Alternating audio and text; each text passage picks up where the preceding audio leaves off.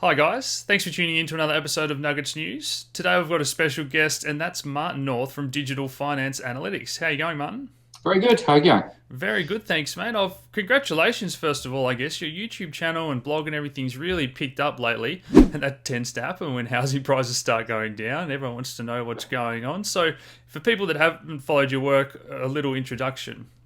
Sure. Yeah. Well, we've been quite gratified with the responses over the last few months. 1st of January this year, I set myself a New Year resolution of taking YouTube seriously for a year, and that included essentially putting one post a day.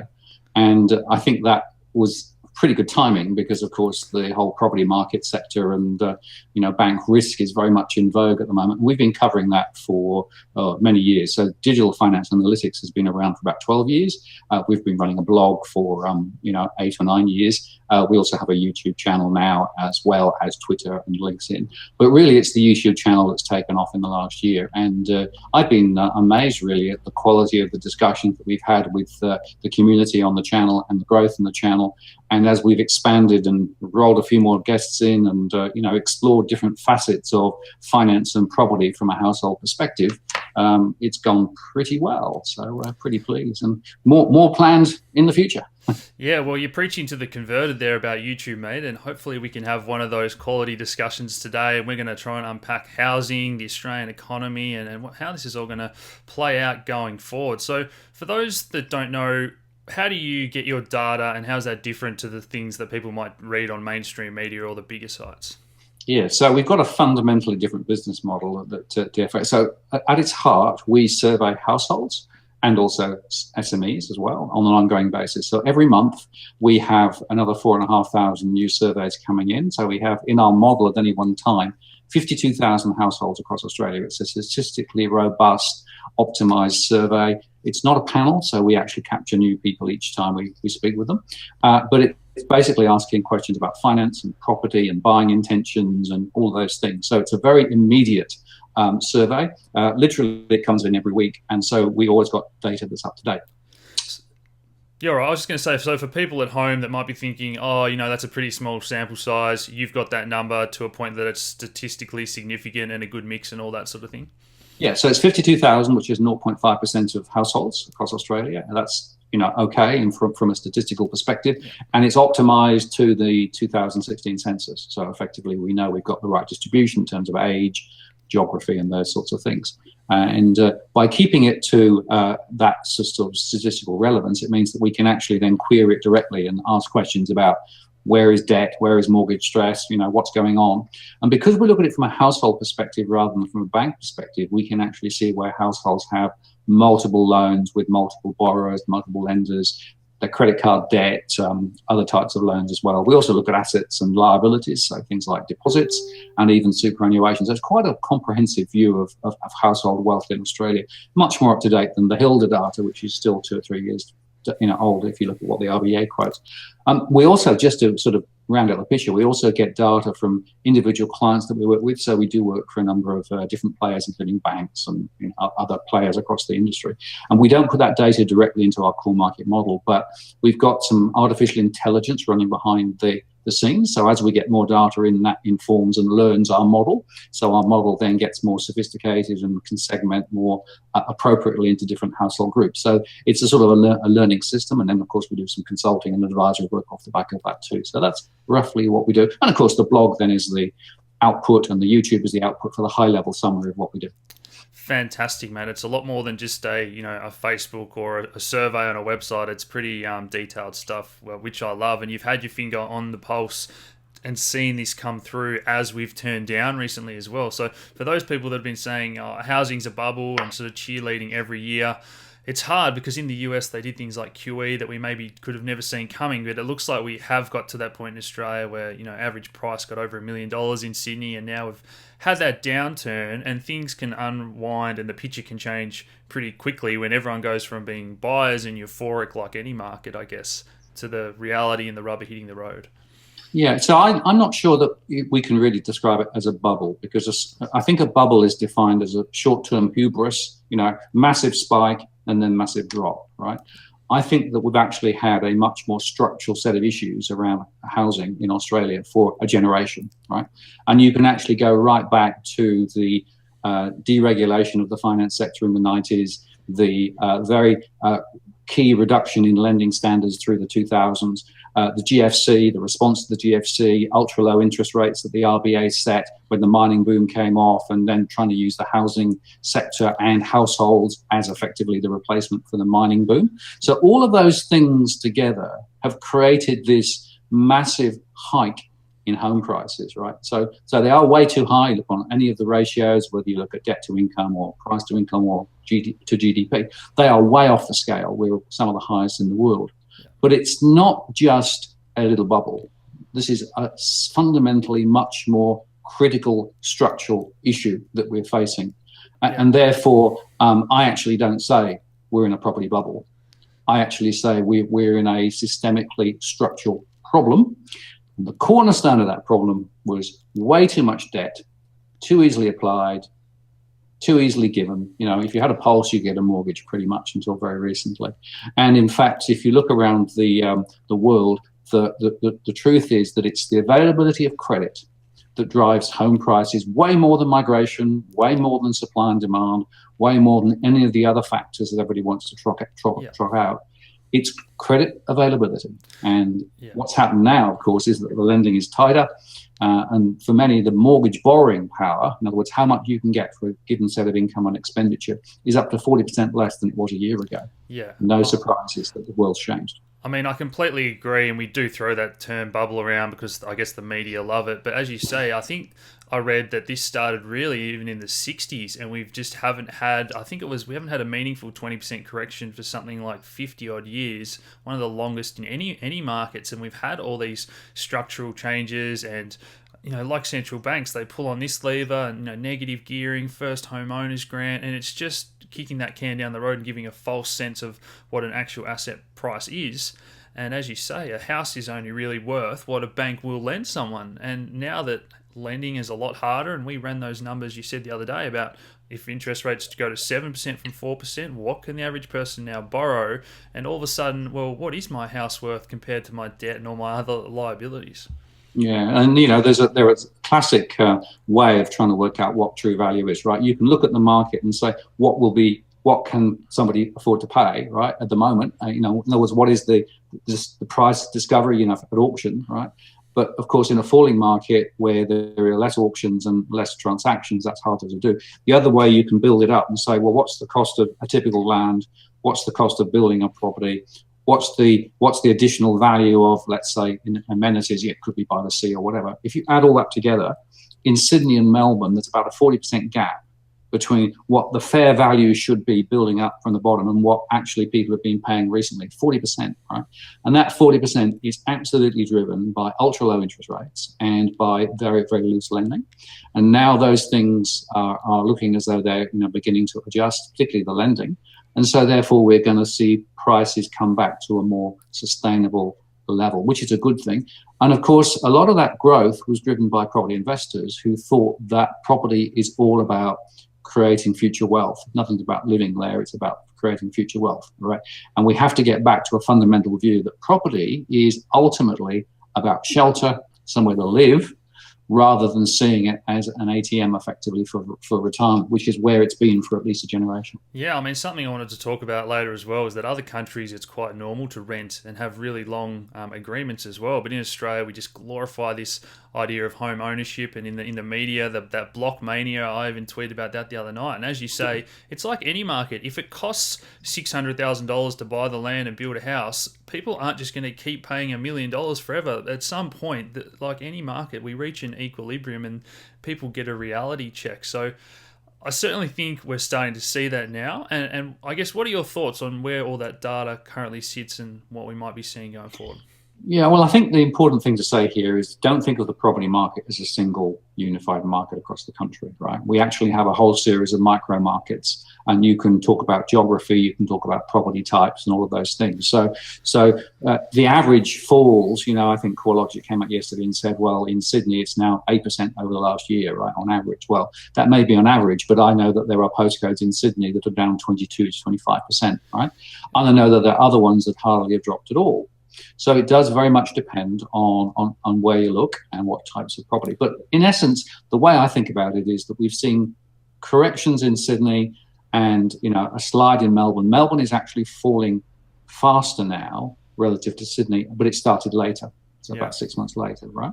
We've seen 5 to 6 years of stagnation over in the west and around Perth and in Western Australia. So over there, they've had no capital growth, and in fact, prices are still sliding in many places. Right? In terms of Queensland, we're seeing there some correction in units, particularly in around Brisbane, and also houses up in some of the mining areas like Brownlow Basin, up around there. Other parts of the Queensland market is a little bit more buoyant, but I think probably will correct. And then, of course, you've got Adelaide and you've got Hobart, where there's been more recently growth, particularly I think in Hobart, but lots of that is driven by property investors in Sydney and Melbourne selling and buying in those other smaller states, believing they can work the magic again. Yeah. So, I mean, my house, I'll be pretty open, and I think our mortgage was only around 250 grand a few years ago, and now it's already worth 400. So Tassie and Launceston has really gone aggressive, and I kind of think, there's not a lot of downside because it's coming off such a low base, but you tend to think that because of the amount of investors and the refinancing of the loans, and it's just those basics of supply and demand, you think that Tasmania will come back off these highs as well? Well, we're seeing growth slowing, and certainly the future demand from my surveys is showing that less investors are going to be buying anytime soon. In fact, the first-time buyers are a bit more active now because it's a little bit more accessible, although actually if I were a first-time buyer, I'd sit on my hands until next year because I think prices will be lower next year in pretty much all centres. I don't think that we're going to see continued growth in Adelaide and in Hobart over the next 12 to 18 months as essentially the tightening of lending standards continues and the interest of investors continues to get whittled away. And of course, if we get a Labor government, they'll also do some tweaks to negative gearing, which may have a little bit of an impact as well.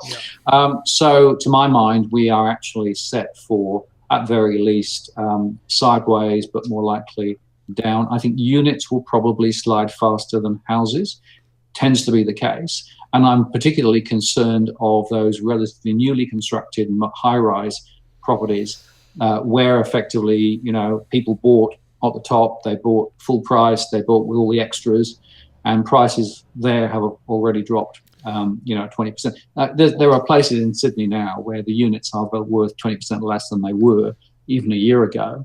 Yes. And of course, there were people who committed to buy off the plan 18 months to 12 months ago. And now that what they're finding is that the valuation when they come to get their mortgage is down 15 to 20%, and then they can't actually compete. Yeah. So this is, part of a complexity here in terms of the market. So I don't really think we're going to see much in the way of movements up. The question really becomes then, how quickly will it move down? Which types of property in what locations will be most affected? And you can run different scenarios to explain what might happen, because I think it does vary. Yeah, so let's talk about apartments, because the number of cranes is greater than the top 16 US cities combined, or something ridiculous I read. When we went around Australia at the start of the year, I remember driving from the airport into Brisbane and just thinking, this is ridiculous. There's all these apartments, and we're already starting to see those flashy signs with sales and, get a free holiday. I think I saw on Snapchat and Instagram that Domain have launched a new advertising campaign about, you've just got to get on the property ladder, and it's not glamorous. You've just got to get it. So what are you seeing, and what do you think in terms of oversupply? How does that play into it all? Yeah, so there's at least another 200,000 units coming on stream this year, and probably a similar number next year, and we've already got an oversupply. So there are way too many units being built or have been built. So no surprise that prices are falling. The CBD and around Brisbane and in Melbourne are particularly badly hit at the moment. Of course, many of those were actually bought by overseas buyers originally, and many of them now may not be able to complete the transaction because of the fact that it's harder to get money out and other things from overseas. But a lot of them were investors, and now many property investors are finding that the interest-only loan that they did the calculations on is not available. They've now got a principal interest loan only if they can get a loan. So suddenly the affordability from a lending perspective has gone the wrong way. But also rental returns are also being squeezed as well, because rental returns are much more linked not to property prices, but to income. And, you know, as we know, income across the country is pretty static in real terms, has been for some time. So effectively, many property investors, about half of property investors, I think, are underwater from a cash flow perspective. Now, when you're actually in a rising market, you might live with that because you can perhaps negatively gear, and you will always say, well, that's okay because I'm going to get this 20%, 30%, 40% capital gain over a period of time, so everything's fine. However, I don't think that's now going to be feasible. I think we're not going to see home prices begin to rise anytime soon. I think we've got perhaps 3 or 4 years where they will go down or sideways. So that if you buy an investment property today, you will have to make a calculation based on simply the cost of funding and maintenance relative to rental returns. And when you do those math, it doesn't make a lot of sense.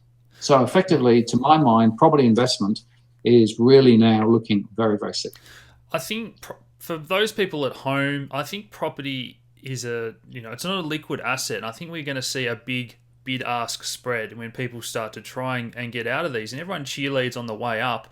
And, they even to the point I read the other day about publishing the price of the sale. And now that it's on the way down, there was something like it was 90% down to 19% of people that report what their house sold for because it's not glamorous on the way down. So I think that bid-ask spread that we see in a lot of markets is going to be a fair bit of a reality check for people when they're trying to exit. And one thing I just wanted you to touch on for viewers at home was, what are those changes for the Chinese buyer that was buying, off the grid and whatever? How's that changed now? Yeah, so there's a few things there. The first is, of course, that it's harder now to get money out of China. They've tightened the regulations. Previously, what we were seeing, that they would find ways, individuals or companies would find ways of squirreling money in and around and getting into Australia. That's what that Bitcoin is in the background there, Martin. Yeah. Exactly, right. It seems to be harder now, so there are more controls, firstly.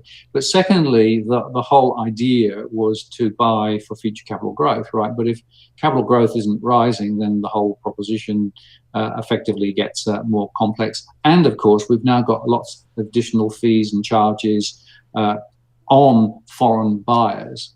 And they've actually got higher compliance costs and all sorts of things. So the whole economic calculation now looks as though it's really not as attractive. And, the data from the last NAB survey showed that it was down, 35 to 40% compared with what it was previously in terms of the interest from foreign buyers. That's a big swing down. And I don't think we're going to see that correct anytime soon because, of course, the Chinese economy has its own challenges.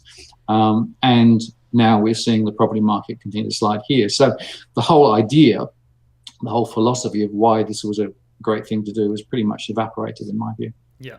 So how does this play out in terms of what is a fair value for a house and, historic ratios to income?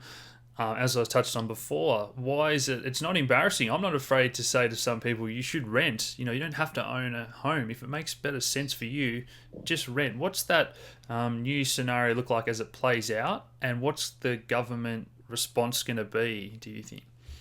Yeah, well, we're now into quite tricky areas, right? So in Australia, of course, there has been we're wired to want to buy property. We're wired to believe that it always goes up. We're wired to think that it effectively is an ATM for retirement, right? That's been the fundamental philosophical point. And of course, the government likes that because growth in property and growth in lending supports the GDP number. So about half of the GDP number is actually from the household consumption, right? And from that sector and housing and those sorts of things. So if that goes off the boil, then GDP firstly is a problem, right? So that's an economic direct impact to the government. So the second point is, if in fact prices are not going to rise, and that means you don't have the same need to buy to get a property because you're not missing out on capital growth in the future. And then you actually look at what you will need to pay. If you buy a property, you've got maintenance on that property and all the other costs associated with keeping. Of course, people always forget that, but actually it's quite a lot of costs involved, week in, week out, month in, month out, right? Now, if you are in the situation where you can find somewhere to rent at a reasonable price, it makes a lot more sense at the moment, because effectively we're not going to see rents rise particularly strongly, I don't think, and we're certainly not going to see capital growth in property. And of course, in other countries, like some of the European countries, a much higher proportion of people actually live in long-term rental accommodation. We don't have very good rental laws in Australia. They tend to be quite short-term, and people can get sort of flicked out rather quickly. So I think that's an area that needs to be looked at. But to my mind, there's an opportunity potentially to sort of rejig the whole concept of what housing is and what the better mechanism is to use. And renting for many people may make much more sense. The other observation is that some people who did buy and have a large mortgage started to do that later in life, and in fact still have the mortgage as they begin to move into retirement. So the whole idea of using the home as effectively the way to grow capital growth to pay off the mortgage is also looking a bit dodgy too. So we're going to find people who, again, are going to be in significant pain from trying to maintain that mortgage and those mortgage repayments into retirement when in fact the capital growth isn't there. So again, I think there's a bit of pivoting going on here, and I suspect that home ownership and the universal laws, as it were, that people assume to be correct may not be correct for much longer. Yeah, and for those listening on the podcast at home, I'm wearing a Amphi t-shirt, and man, Amphi is a company that's trying to do peer-to-peer housing and renting and holiday seeking and all that stuff in an even more peer-to-peer fashion than Airbnb, for example. So even all that just opens up, I think, that liquidity and the cost it is to go somewhere versus a hotel, and I think that all just brings down housing prices even more. Do you have any thoughts on Airbnb and those style of?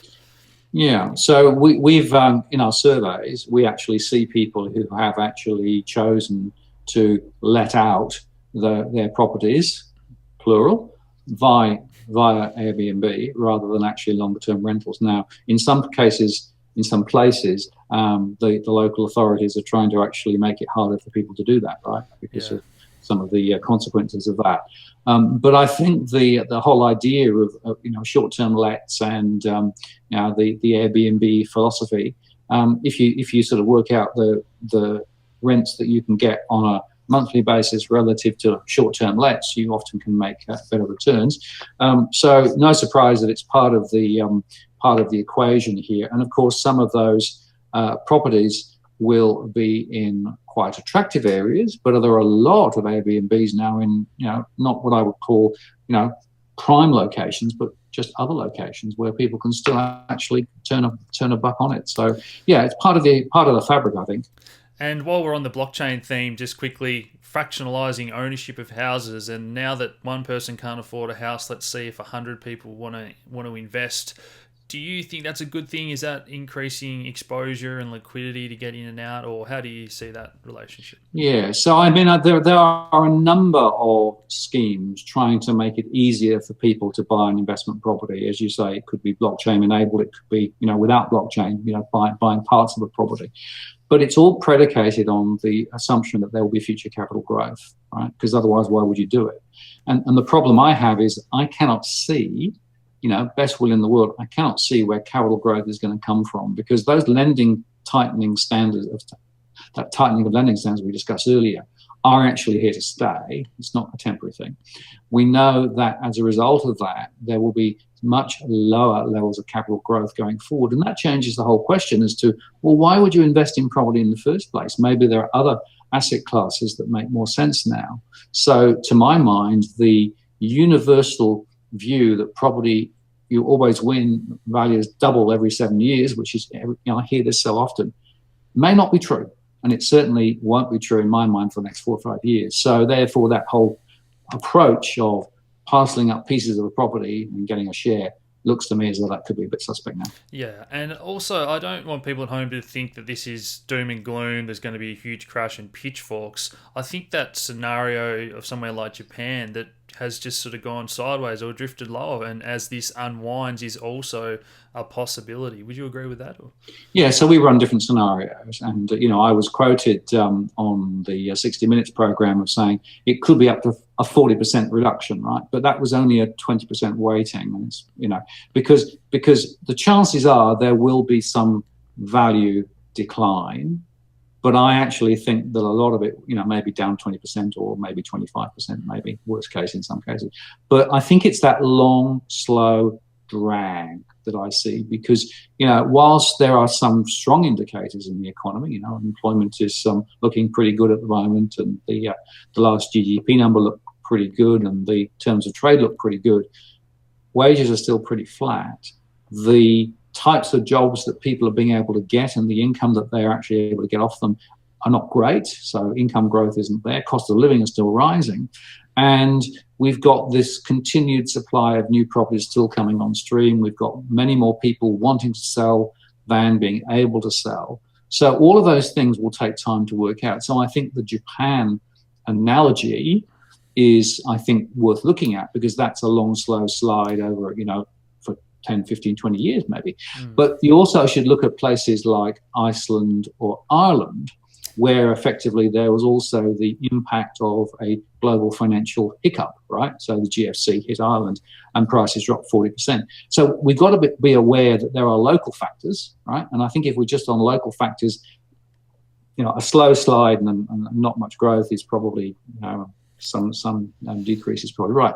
But if we get the trade wars erupting, or if we get some geopolitical instability or something else, or another financial crisis, and there is more debt in the system than ever before, for example, that could then trigger a much more significant fall.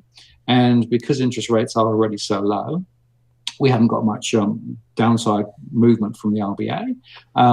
The chances are then that prices will drop a lot more. So that's why I talk about different scenarios. So my 40% down scenario is based on a global impact of some sort hitting the Australian market. It's lower. The falls are less severe if, in fact, we don't get that until we manage the situation locally. But this is not going to get fixed in 6 months. We're not going to see this as a sort of immediate spike back up, right? I know people have been saying, the rate of decline is slowing, so we're going to be seeing it go up in the new year. I don't believe that. I think we're in for a considerably longer and extended period of declines. I think that lending tightening will still continue to be more significant ahead. And as a result of that, property and the rules around property, I think, have changed perhaps for a generation. I completely agree. And we have a lot of people that do trading at home, Martin. And I guess you can think of this as, guys, when a chart gets extended, it pulls back to the moving averages. And in this case, the moving averages are wage growth, inflation, all those reality checks, because it has to come back to a true base at some point, as you say. So I've thoroughly enjoyed this today, Martin. I'm going to put links in the description below, guys, so you can follow all Martin's work and support him on Patreon and so on. But any final thoughts for people? Yeah, I think the key message for me is don't panic, right? So we're not going to see the whole economy blow up in the next 2 weeks, right? And there are doom merchants out there who are saying that, right?